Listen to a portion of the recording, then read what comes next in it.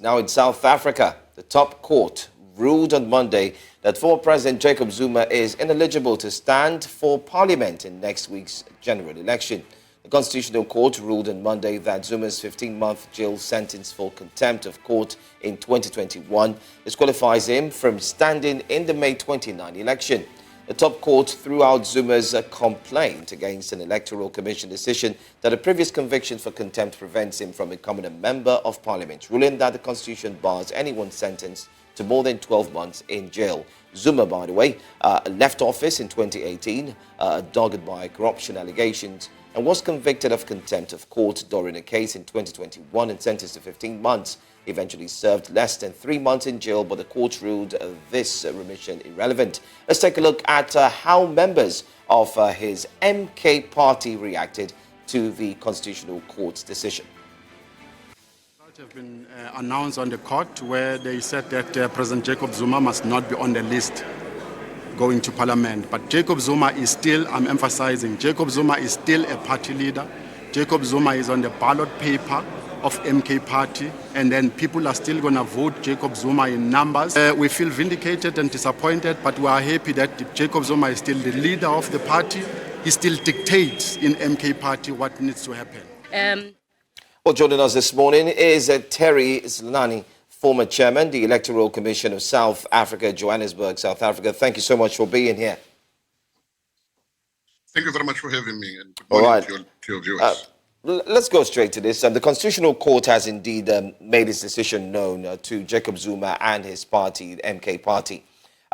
What's the way forward for this? We also do hear that his picture and his face will still be on the ballot papers because it was printed earlier on, so there's nothing that could be done.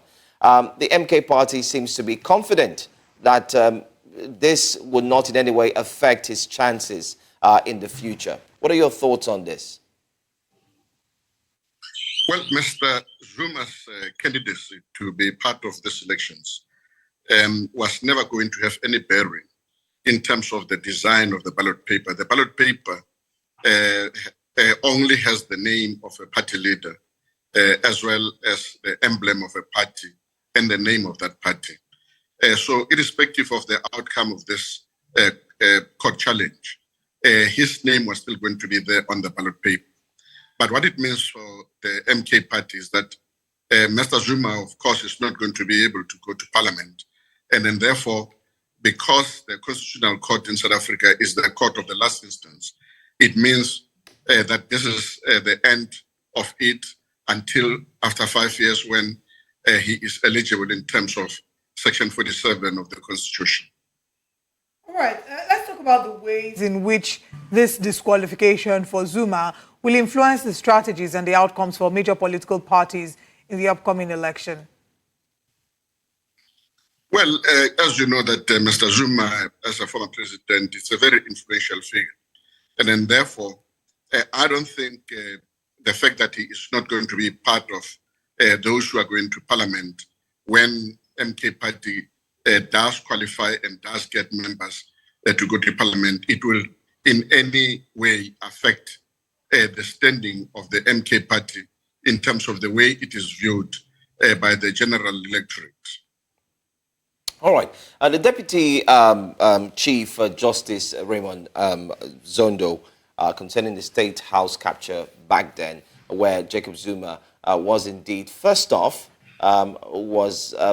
he had to face that situation where he actually went ahead 15 months without not being able to get the freedom to participate. And now there's an opportunity for him to participate at the elections. But unfortunately, this judgment did come at a very rather, I would say, a sad time. Do you think that there's a possibility that the MK party, of which he belongs to, will be looking forward to 5 years from now, where we hear that he would be able to go again 5 years after this? Can you confirm that for us as well? Indeed. Remember that he was sentenced, I think, in 2021. So the 12 months or the 5 months, the 5 years that we're talking about is not the 5 years of this period of the term of this parliament. but 5 years after the sentence had actually been completed. So it is possible that he will complete the 5 years whilst this parliament is still in session. And it will be up to the MK party and up to Mr. Zuma whether after that period he still wants to be part of parliament. But I really, really doubt it that he would want to go to parliament, even if he qualifies. I'm not too sure that he really, really wanted to go to parliament. He may have done this in order to be able to make a political statement, and that by the time now members are chosen for parliament, that his name was not necessarily going to be part of those who are going to be going to parliament. So it really depends largely on him, as well as how other members of MK party and those who are in the executive will decide when that period expires. Should we be worried? We know the influence that Zuma wields, and we've seen this play out in past times. Should we be worried that there might be some form of violence as a result of this disqualification? I don't think so. I think Mr. Zuma is a very responsible leader. And then all the political parties in South Africa and the leadership of political parties in South Africa are well aware that it would not be in the interest of the country to plunge the country into violence. We have seen and we have experienced violence in the past, and I don't think there is anyone who's got an appetite to plunge the country into that kind of a situation again.